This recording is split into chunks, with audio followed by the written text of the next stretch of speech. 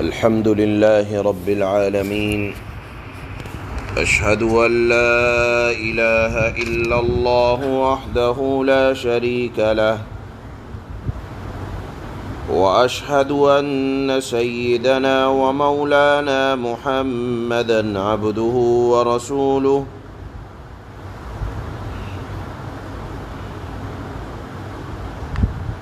أما بعد فأعوذ بالله من الشيطان الرجيم بسم الله الرحمن الرحيم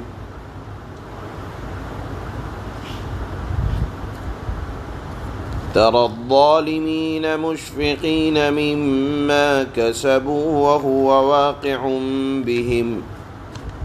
والذين آمنوا وعملوا الصالحات في روضات الجنات لهم ما يشاءون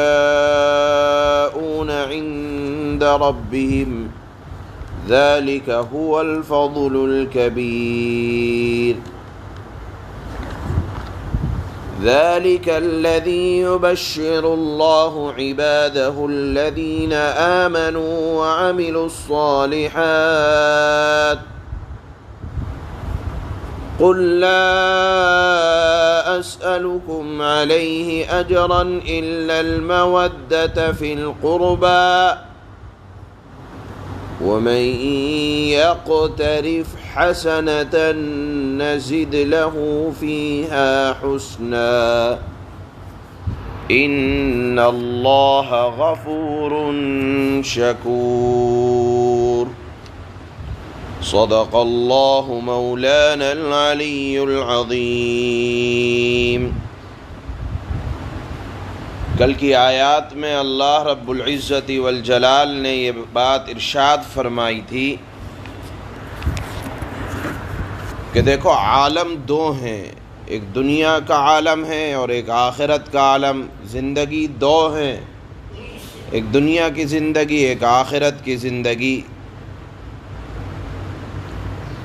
تو جو اس دنیا کی زندگی کے اندر آخرت کی زندگی کو بنانے کی اور سنوارنے کی کوشش اور محنت کرے گا اور اپنی توجہ آخرت کے اعمال کی طرف رکھے گا تو اللہ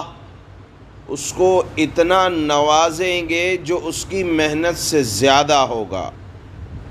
یعنی کام تو تھوڑا اور اجر زیادہ۔ اللہ نے اپنا قانون اور دستور بتایا کہ میں تمہیں تمہاری سوچوں سے بھی زیادہ دوں گا۔ ایک دنیا دار آدمی کی سوچ دنیا کے اندر رہتی ہے، اس سے آگے نہیں جا سکتی۔ اللہ نے فرمایا کہ میں جب نوازنے پر آتا ہوں تو نیکیوں کا عوض کبھی تو 10 گنا، کبھی 700 گنا اور کبھی بغیر گنے، بغیر اندازے کے، بغیر حساب کے میں نوازوں گا۔ تو ایک تو عالم یہ دنیا اور دوسرا عالم یہ ہے کہ آدمی نے آخرت کی تیاری کے لیے کوشش کی تو نوازا گیا، اور اللہ نے فرمایا کہ اگر دنیا میں رہ کر دنیا کی دوڑ دھوپ محنت کرو گے تو ہو سکتا ہے نُؤْتِهِ مِنْهَا، میں اس میں سے بھی کچھ دے دوں۔ یعنی دنیا کے لیے ہر محنت کرنے والا آدمی کامیاب ہو جائے ایسا نہیں ہوا کرتا۔ روزی کا معاملہ اللہ کے سپرد اور اللہ کے ارادے پر موقوف ہوتا ہے، لہذا اللہ نے فرمایا کہ اگر کوئی صرف دنیا کے لیے دوڑ دھوپ کرے گا تو میں اس کو دے دوں گا کچھ تھوڑا بہت، لیکن وَمَا لَهُ فِي الْآخِرَةِ مِن نَصِيب، آخرت میں کوئی اور حصہ نہ ہوگا۔ یہ مضمون کل کی آیات کا بیان ہوا۔ اب آگے آج کی ان آیات میں اللہ پاک ظالم لوگوں کو اپنے کرتوتوں کے نتائج کے بارے میں آگاہ کرتے ہیں کہ دیکھو آج جو دنیا میں دندناتے پھر رہے ہیں، جن ظالموں کو اپنے ظلم پر بڑا ناز ہوتا ہے، آپ دیکھیں گے اے مخاطب مشفقین مما کسبوا، وہ ڈر رہے ہوں گے دنیا کے کرتوتوں کی وجہ سے، وَهُوَ وَاقِعٌ بِهِمْ، اور وہ وبال ان پر آ کر پڑے گا جب حساب و کتاب کا دن ہوگا، اللہ کے دربار میں کھڑے ہوں گے، ٹانگیں کانپ رہی ہوں گی، دل پھٹنے کے قریب ہوگا، اور عذاب کو اپنی آنکھوں کے سامنے دیکھ رہے ہوں گے۔ اللہ نے فرمایا نہ تو اس دن ڈر کام دے گا، نہ اس دن رونا اور چلانا کام دے گا، عذاب بہرحال ان کو مزہ چکھنا ہی ہوگا، اور اللہ کی پکڑ سے بچ بھی نہ پائیں گے۔ ان کے برخلاف اے مخاطب، آپ صاحب ایمان نیک عمل کرنے والے لوگوں کو دیکھیں گے، فی روضات الجنات، جنت یعنی باغوں اور بہشتوں کے اندر خوب مزے لے رہے ہوں گے۔ یہاں آپ اگر آیت کے مفہوم کے اندر غور کریں کہ اللہ نے کفار کے مقابلے میں، ظالموں کے مقابلے میں اہل ایمان کا ذکر کیا اور ان کی عیش و عشرت کا ذکر فرمایا، اور فرمایا لَهُم مَّا يَشَاءُونَ عِندَ رَبِّهِمْ، ان کے لیے وہ تمام خواہشیں ہوں گی جس کو، یعنی ان کی خواہشات کی تکمیل ہوگی جس کو وہ لوگ چاہیں گے۔ آدمی نے ارادہ کیا اللہ کی طرف سے حاضر عند ربہم۔ اگر آپ یہاں آیت میں غور کریں تو اللہ نے جنت میں جو خواہشات کی تکمیل کے بارے میں، یعنی یہ ارشاد فرمایا جو چاہو گے وہ ملے گا، تو اللہ نے اہل ایمان کے لیے قید لگائی کہ محض ایمان کی بنیاد پر نہیں، بلکہ ایمان کے ساتھ آدمی نے اگر نیک عمل کیا ہوگا تو پھر یہ نعمتیں ملیں گی جو آج آیت میں اللہ ارشاد فرما رہے ہیں۔ یہ کہنا بڑا آسان ہوتا ہے کہ آدمی ایمان کی وجہ سے جنت میں چلا جائے گا سزا بھگت کر، تو یاد رکھیے آخرت کی سزا برداشت کرنا کوئی بچوں کا کام نہیں ہے، یا کوئی منہ کی بات نہیں ہے کہ آدمی نے سرسری طور پر کہہ دی یہ بات کہ اگر ہمارے دل میں ایمان ہے تو جنت میں تو ضرور جائیں گے۔ حضرت شیخ الحدیث مولانا زکریا صاحب نور اللہ مرقدہ نے فضائل نماز میں ایک حدیث نقل کی ہے، فرمایا کہ رسول اللہ صلی اللہ علیہ وسلم نے کہ جو شخص نماز کو قضا کر دے، اگرچہ وہ بعد میں پڑھ بھی لے، یعنی اپنے وقت پر نہیں پڑھی بلکہ بعد میں قضا کر کے اس نماز کو پڑھ رہا ہے، تو صرف ایک نماز جو قضا کر کے پڑھی جا رہی ہے اس کا وبال یہ آئے گا کہ جہنم میں ایک حقب جلے گا۔ اور حقب کیا ہوتا ہے؟ خود اس کی تشریح کر فرمائی رسول اللہ نے کہ حقب کی مقدار 80 برس ہے، اور ایک برس 360 دنوں کا ہوتا ہے، اور یہ تو دن دنیا کے، لیکن آخرت میں تو نظام آخرت کا چلے گا۔ قیامت کا ایک دن 1000 برس کا ہوگا۔ اس اعتبار سے علماء نے نقل کیا کہ ایک حقب جہنم میں جلنے کی مقدار 2,88,00,000 دن کے برابر ہوتی ہے۔ العیاذ باللہ، العیاذ باللہ۔ اگر ایک نماز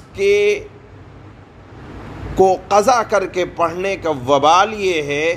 تو اگر آدمی دن میں 5 نمازیں اور اگر زندگی میں اچھے خاصے دنوں کی نمازیں قضا کر رکھی ہوں گی تو اس کا وبال کیا آنے والا ہے۔ بہرحال ایک اور حدیث میں آتا ہے کہ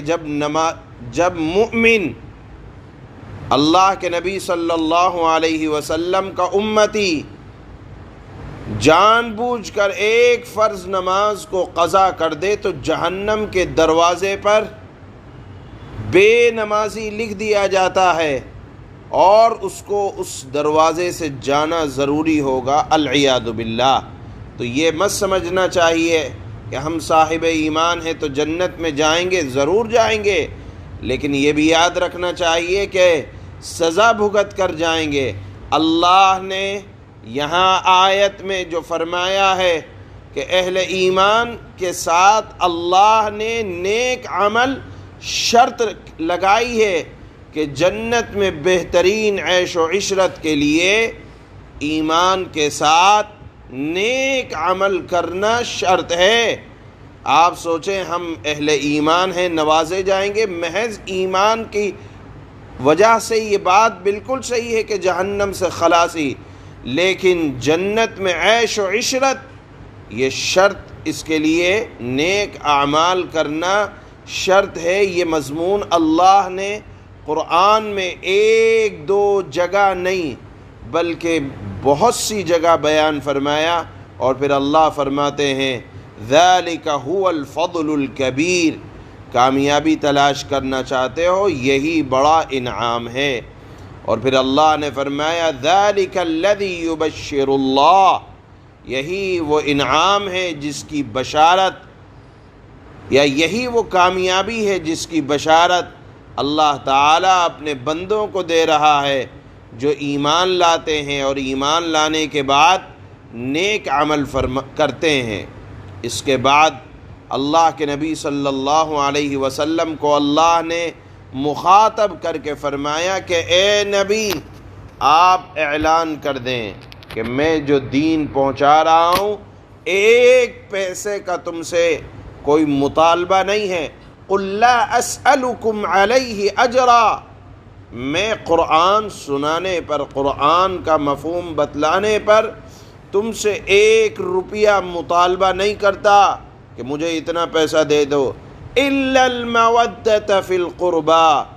بجز اس رشتہ داری کی محبت کے میری بات محبت سے سنو۔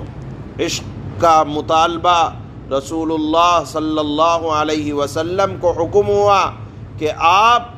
پیسے کا مطالبہ نہیں کر رہے، ہاں ان سے وہ محبت چاہ لو جو خاندانی محبت۔ بہرحال رسول اللہ قریش میں سے تھے، عرب میں سے تھے۔ اللہ نے فرمایا کہ آپ فرمائیں کہ پیسہ نہیں چاہتا، ہاں جو تم خاندانی محبت ایک دوسرے سے کرتے ہو وہ خاندانی محبت کر لو، کم سے کم میری بات تو سن لو گے۔ پھر اللہ نے فرمایا وَمَن يَقْتَرِفْ حَسَنَةً نَزِدْ لَهُ فِيهَا حُسْنًا، جو نیکی کرے گا ہم اس میں اور خوبی پیدا کر دیں گے، یعنی ایک نیکی دوسری نیکی کو کرنے کا سبب بنتا ہے۔ آپ ایک نماز ارادے کے ساتھ پڑھ کر دیکھیں، ایک نماز آپ کو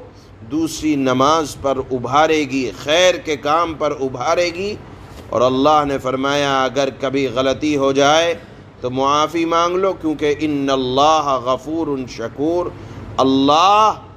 بخشنے والا بڑا قدردان ہے۔ تم چل کر تو دیکھو، ہاتھ کو پکڑنے والا تھامنے والا اللہ ہے۔ یہ اخیر کی آیت کا مضمون ہے جو آج تلاوت ہو رہی ہے۔ اللہ فرماتے ہیں تَرَى الظَّالِمِينَ مُشْفِقِينَ مِمَّا كَسَبُوا وَهُوَ وَاقِعٌ بِهِمْ وَالَّذِينَ آمَنُوا وَعَمِلُوا الصَّالِحَاتِ فِي رَوْضَاتِ الْجَنَّاتِ لَهُم مَّا يَشَاءُونَ عِندَ رَبِّهِمْ ذَلِكَ هُوَ الْفَضْلُ الْكَبِيرُ۔ اے مخاطب، تم ان ظالموں کو دیکھو گے کہ جنہوں نے جو کمائی کی ہے اس کے وبال سے وہ سہمے ہوئے ہوں گے قیامت کے دن، اور وہ وبال ان پر پڑ کر رہے گا۔